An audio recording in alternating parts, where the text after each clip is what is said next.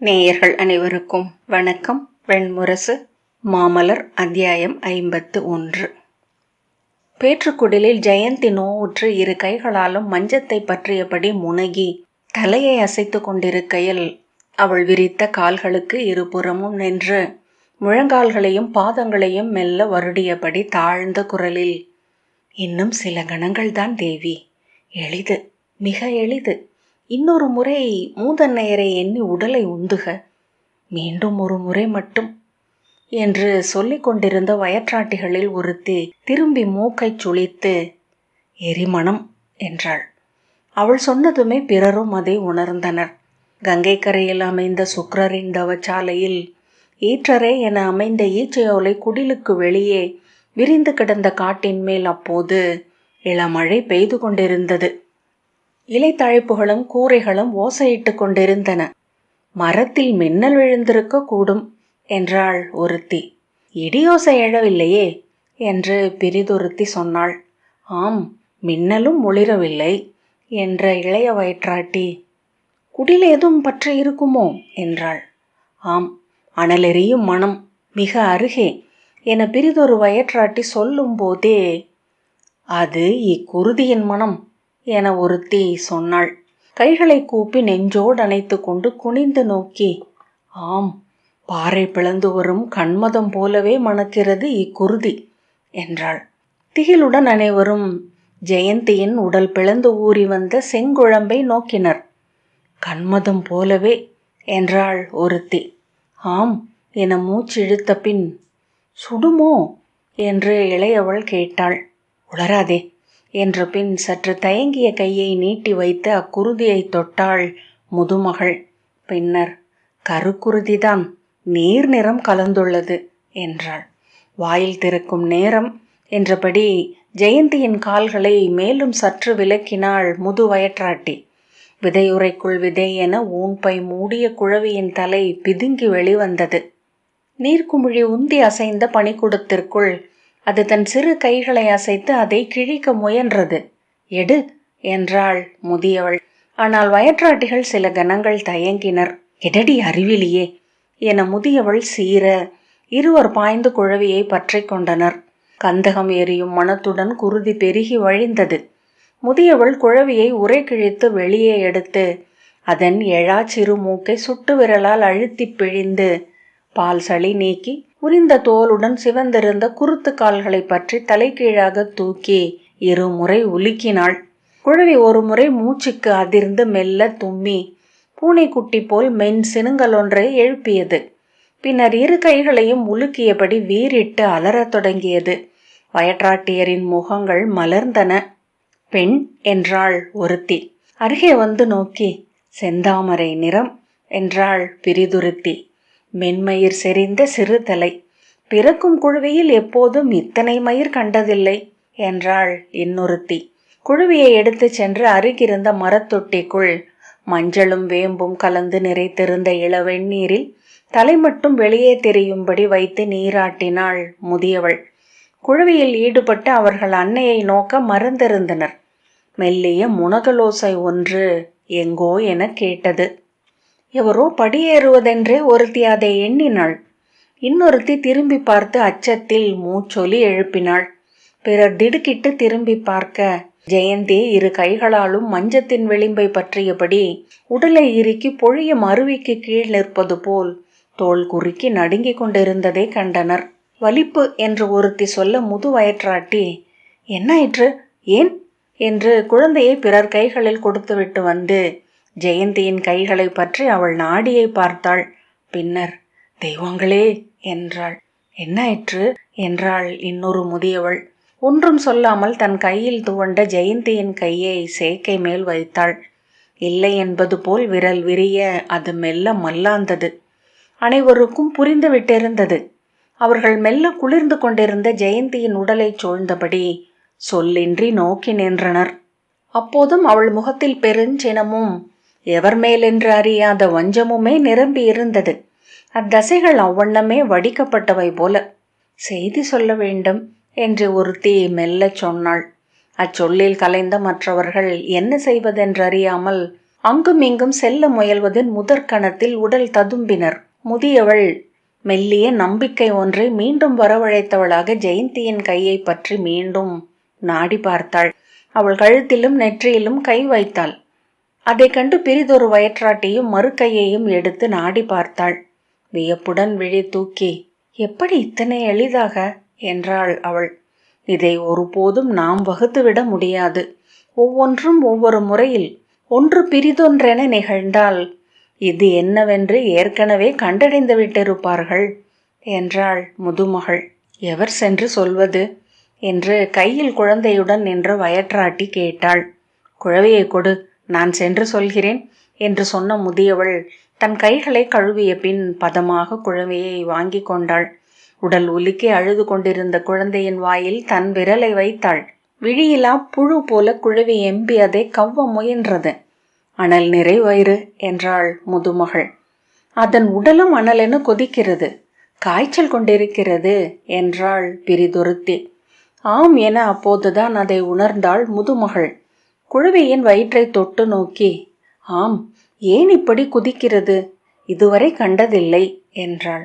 இன்னொருத்தி, அன்னையின் அனலையும் எடுத்துக்கொண்டது போலும் என்றாள். இன்னும் சற்று நேரத்தில் இதற்கும் வலிப்பு வந்துவிடக்கூடும் என்று சொன்ன பின், தேவி இறந்த செய்தியை சொல்வதற்கு முன் நீ குழவையை காட்ட வேண்டும், அதுவரை இது உயிருடன் இருக்கும் என்றால் நன்று என்றபடி அதை மெல்லிய துணியில் நன்கு சுற்றி கையில் எடுத்துக்கொண்டு சிற்றடி வைத்து வெளியே சென்றாள். வெளியே சென்று புதுக்காற்றை ஏற்றதும் அச்செயலாலேயே அவள் முந்தைய நிகழ்வுகளிலிருந்து விடுபட்டாள். ஒவ்வாதனவற்றை உதற விழையும் உள்ளம் புதிய தருணத்தை பற்றி கொண்டது. அவள் முகம் மலர்ந்து விரைவு நடை கொண்டாள். பேற்றுக்குடலின் வெளியே மகிழ மரத்தடியில் தன் 4 மாணவர்களுடன் நின்றிருந்த சுக்கிரரை அணுகி குழவியை நீட்டி, பெண் குழந்தை முனிவரே என்றாள் வயற்றாட்டி. முகம் மலர்ந்த சுக்கிரர் இரு கைகளையும் நெஞ்சில் சேர்த்து கூப்பி, நலம் திகழ்க, நீ நாள் வாழ்க, வெற்றியும் புகழும் நீளும் குலமும் அமைக என்று தனக்குத்தானே என சொன்னார். நோக்குங்கள் என்று குழவியை மேலும் அருகே கொண்டு சென்றாள் முதுமகள். அஞ்சியவர் போல, வேண்டாம் என்று அவர் பின்னடைந்தார். தயங்க வேண்டாம் முனிவரே, உங்கள் மகள் இவள், கைகளில் வாங்கலாம், நெஞ்சோடு அணைக்கலாம், முத்தமும் இடலாம், ஒன்றும் ஆகாது என்று வயற்றாட்டி சிரித்தபடி சொன்னாள். வேண்டாம் என்று சுக்கிரர் தலை அசைத்த போது நாணத்தாலும் பதற்றத்தாலும் அவர் முகம் சிவந்திருந்தது. வாங்குங்கள் என்று முதுமகள் சற்று அதட்ட அவர் தானறியாது கை நீட்டினார். அக்கைகளில் அவள் குழந்தையை வைத்தாள். மெல்ல மெல்ல என்றபடி அவர் அதை எடைத்தாளா கிளைகள் என தாழ்ந்த கைகளில் பெற்றுக்கொண்டார். கைகளும் உடலும் நடுங்க அதை கீழே போட்டு விடுவோம் என்று அஞ்சி நெஞ்சோடு அணைத்து கொண்டார். அத்தருணத்தின் எழுச்சியை நிகர் செய்யும் பொருட்டு, பெண் குழந்தை அல்லவா என்று அவளை நோக்கி பொருளிலா வினாவை கேட்டார். ஆம், பேரழகி, இத்தனை சரி குழல் கொண்ட குழவையை இதற்கு முன் நான் கண்டதில்லை என்றாள். அன்னையைப் போல், அன்னையை விடவும் என்றபடி சுக்கிரர் குனிந்து குழந்தையை பார்த்தார். பிறகு, முத்தமிடலாமா என்றார். ஆம், ஆனால் உள்ளங்கால்களில் முத்துவது வழக்கம் என்றாள் வயற்றாட்டி. ஆம், உள்ளங்கால்களில்தான், தேவியின் கால்கள், உலகளந்த கால்கள் என்றபடி குனிந்து காற்றில் உதைத்து விரல் சுழித்து கொண்டிருந்த 2 கால்களில் ஒன்றை மெல்ல தூக்கி தன் நெற்றி மேல் வைத்தார். உதடுகளால் முத்தமிட்டார். கால்களால் ஆள்க, கால்களால் வெல்க என்று நடுங்கும் குரலில் சொன்னார். பனித்துளி உதிரும் ஒரு கணத்தில் நெஞ்சு நெகிழ்ந்து விம்மி அழத் தொடங்கினர். விழி நீர் துளிகள் தாடி பிசிர்களில் வழிந்து தயங்கின. வயற்றாட்டி குழவையை அவர் கைகளில் இருந்து வாங்கினாள். 2 மாணவர்களும் அவரை சற்று அணுகினர். ஒருவன் அவர் தோளை தொட்டு, ஆசிரியரே என்று மெல்ல அழைத்தான். கைகளால் நெஞ்சை பற்றியபடி தலை குனிந்து தோள்கள் குலுங்க சுக்கிரர் அழுதார். குழவிக்கு பசிக்கிறது, நான் உள்ளே கொண்டு செல்கிறேன் என்று வயற்றாட்டி திரும்புகையில்தான் அவர் தன் துணைவியை உணர்ந்து, அன்னை எப்படி இருக்கிறாள் என்றார். வயற்றாட்டியின் முகம் மாறுபட்டது. அக்கணமே அவ்வுணர்வை பெற்றுக்கொண்ட சுக்கிரர் உரத்த குரலில், சொல், எப்படி இருக்கிறாள் என்றார். அவர்கள் இல்லை என்றாள் வயற்றாட்டி. இல்லை என்றால் என்றபடி பாய்ந்து வயற்றாட்டியின் தோளை பற்றினார் சுக்கிரர். அறியேன், 1000 பேர் எடுத்தவள். இது எவ்வண்ணம் நிகழ்கிறதென்று இக்கணம் வரை புரிந்ததில்லை என்றாள் வயற்றாட்டி. அதில் நான் செய்வதற்கு ஏதுமில்லை. சுக்ரர் அவள் தோளை பற்றி உலுக்கி, சொல், என்ன ஆயிற்று, என்ன ஆயிற்று இழிமகளே, நீ என்ன செய்தாய் அங்கு என்றார். அத்தருணத்தில் வயற்றாட்டிகள் இயல்பாக தேரும் ஓர் ஒழிதல் சூழ்ச்சியை பின்னால் வந்து நின்ற இன்னொரு வயற்றாட்டி செய்தாள். குழவி அன்னையை கொன்றுவிட்டு வெளிவந்தது என்றாள். சுக்ரர் கால்கள் நடுங்க ஈரடி பின்னால் வைத்து தன் மாணவனின் தோளை பற்றி கொண்டார். எங்கே அவள் என்றார். உள்ளே என்றாள் இளம் வயற்றாட்டி. விழிகளால் செல்வோம் என முதுமகளிடம் சொன்னாள். அவள் எங்கே என கூவிய சுக்ரர், எங்கே எங்கே அவள் என்று அலறியபடி பாய்ந்து குடிலுக்குள் நுழைந்தார். உள்ளே நிலம் பரவி வழிந்த கருக்குருதியை துடைத்து உலரத் தொடங்கிய கால்களை கழுவி ஜெயந்தியின் சடலத்தை உருக்கி கொண்டிருந்த வயற்றாட்டிகள் சிதறி விலகினர். பெருத்த வயிறு நடுவே எழுந்திருக்க வெண்ணிற துணி மூடிய உடலை அவள் என எண்ண அவரால் இயலவில்லை. எங்கே அவள், அவள் எங்கே, எனக்கு தெரியும், நான் அறிவேன், நான் அறிவேன் என்று கூவியபடி அருகணைந்த சுக்ரர் அவள் என உணர்ந்ததும் ஆ என அலறி பின்னடைந்தார். நடுங்கியபடி நின்று நோக்கிய பின் மிக மெல்ல முன்னால் சென்று மார்பின் மேல் மடித்து கோத்து வைக்கப்பட்டிருந்த அவள் கைகளை பற்றினார். அது தேளென கொட்டியது போல உதறிவிட்டு பின்னால் வந்தார். அவர் கையிலிருந்து விழுந்த அவள் கை மஞ்சத்தின் விளிம்பில் பட்டு சரிந்து தொங்கி ஆடியது. அவள் முகம் பிரிதெங்கோ கேட்கும் சொல்லொன்றுக்கு செவி கூர்ந்தது போல இருந்தது. இதல்ல என்று அவர் சொன்னார். பித்தனின் விழிகளுடன் எங்கே அவள் என்று வயற்றாட்டியரிடம் கேட்டார். அவர்கள் மறுமொழி சொல்லவில்லை. இதல்ல என்ற பின் அச்சம் கொண்டவர் போல திரும்பி வாயிலை நோக்கி ஓடி வெளியே பாய்ந்தார். படிகளில் காலிடற விழப்போனவரை அவரது 2 மாணவர்கள் பற்றி கொண்டனர். மண்ணில் கால் மடித்து அமர்ந்து கைகளால் தலையில் அறைந்தபடி அவர் கதறி அழத் தொடங்கினார். என் தேவி, என் தேவி என்று கூச்சலிட்டார். அவள் சினம் கொண்டவள், பெருஞ்சினமே உருவானவள், இதை பொறுக்க மாட்டாள் என்றார். இறப்பின் தருணத்தில் பொருளுள்ள ஒரு சொல்லை ஏனும் எவரும் சொல்லி கேட்டிராத முதிய வயற்றாட்டி உறைந்த நோக்குடன் நின்றாள். அவளது சினம் இதற்காகத்தானா, இதற்காகத்தானா, இதற்காகவா சினந்தாள்? அவளது சினம், அவளது ஆறா பெருஞ்சினம் என்று சுக்ரர் கூவிக்கொண்டே இருந்தார்.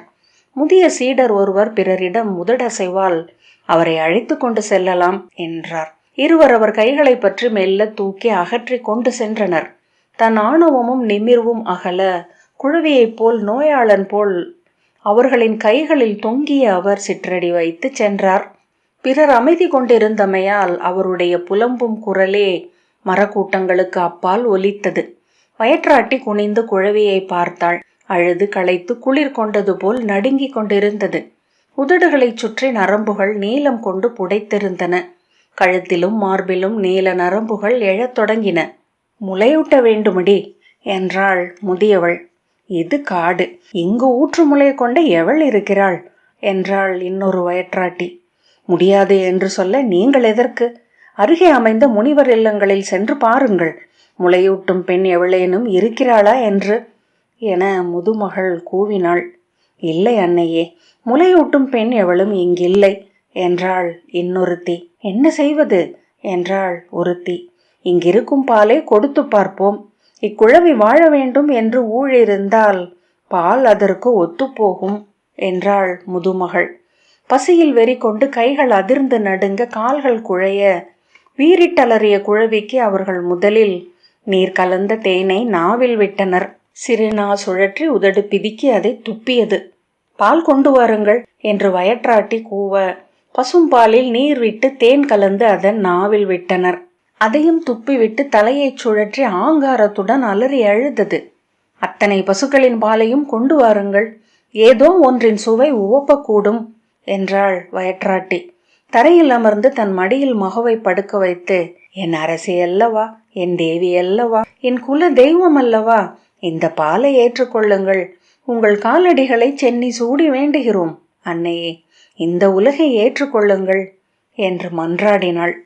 அக்குறுநிலையில் வளரும் 12 பசுக்களின் பாலையும் அதன் நாவில் விட்டனர். எதையும் குழந்தை ஏற்றுக்கொள்ளவில்லை. மேலும் மேலும் அழுது உடல் கருத்து விழிகள் இமைகளுக்கு அப்பால் செருகிக் கொள்ள குரல் எழுப்பியது. பின்னர் அதன் குரல் தாழத் தொடங்கியது. முருக பற்றிய விரல்கள் மெல்ல விடுபட, பெருவிரல் விலகி தளர, உடல் நனைந்த சிறு துணி என்று மாற, அதன் உயிர் அணைந்தபடியே வந்தது. இங்கிருப்பதில்லை என்று முடிவு செய்துவிட்டது போலும் என்றாள் ஒருத்தி. வாயை மூடி இழி மகளே, நம்மால் முடிந்தது இங்குள்ள அனைத்தையும் கொண்டு இவ்வணலை எழுப்புவது மட்டுமே. என் நிலையிலும் இதுவே எல்லை என்று முடிவெடுக்காமல் இருப்பதே மருத்துவனின் கடமை என்றாள் வயற்றாட்டி. மருத்துவ நூல் கற்ற முனிவராகிய சத்வர் வந்து குழவியை பார்த்தார். அதன் வாயை நோக்கி விரல் கொண்டு சென்ற போதே அதன் உடலில் சிறு அசைவு எழுவதை கண்டார். என்ன முடிவெடுத்திருக்கிறாள் மருத்துவரே என்றாள் வயற்றாட்டி. முடிவெடுக்க வேண்டியவர்கள் நாம். இச்சிற்றுடலுக்குள் அனல் எரிந்து கொண்டிருக்கிறது, அது இங்கே பற்றி படர்ந்தேறவே விழைகிறது என்று சொன்னபடி குழவியின் கால்களையும் கைகளையும் தொட்டு நோக்கி, பிறந்து இத்தனை நேரமாகிறது, ஒரு துளி உணவையும் ஏற்காத போதும் இவ்வளவு வெம்மை இச்சிற்றுடலில் எழுவது வியப்பளிக்கிறது. பிரிதொன்று இதை போல நான் கண்டதில்லை என்றார். எங்கிருந்து எழும் மணல் இது என்று வயற்றாட்டி கேட்டாள். இம்மடியில் இக்குழவியை வைத்திருக்கவே இயலவில்லை. ஆடைக்கும் நான் அணிந்த மர உரிக்கும் அடியில் என் தொடைகள் வெந்து கொண்டிருக்கின்றன. இவள் எதுவும் அருந்தாதது இவ்வெம்மையினால்தான் என்றார் சத்வர். பசும்பால் குளிர்ந்தது, அது இவளுக்கு உகக்கவில்லை. எரி நீரை அல்ல, நெய்யையே விரும்பும். முதுமகள் புரியாமல் என்ன செய்வது என்று கேட்டாள். அறியேன், ஆனால் எங்கிருந்தேனும் ஒரு சொல் எழுமென்று எண்ணுகின்றேன். மருத்துவம் கற்பவர் தன் அறிவை சூழ்ந்துள்ள பொருட்கள் அனைத்திலும் படிய வைத்து தான் வெறுமை கொண்டு காத்திருக்க வேண்டும் என்பார் என் ஆசிரியர். உரிய தருணத்தில் உரிய பொருள் விழியும் நாவும் கொண்டு நம் முன் வந்து நின்றிருக்கும், பார்ப்போம் என்ற பின் மாணவர்களுடன் சத்வர் திரும்பிச் சென்றார். காலடிகள் ஒலிக்க காட்டு வழியே நடக்கையில் நெடுநேரம் கழித்து அவருடன் வந்த மாணவர்களில் ஒருவன், அக்குழவியின் மனமே வேறு வகையில் உள்ளது என்றான். ஆம், எரிமணம். அதன் அன்னையின் உடலில் இருந்து வழிந்த குருதியும் கண்மதம் போல கந்தகம் மணத்தது என்கிறார்கள் என்றார் சத்வர். மாணவர்களில் இளையவனாகிய ஒருவன், அங்கு குகையில் இந்த அனல் மணத்தை அறிந்தேன் என்றான். நின்று திரும்பி நோக்கிய சத்வர், எக்குகையில் என்றார். சதமமலை குகையில்.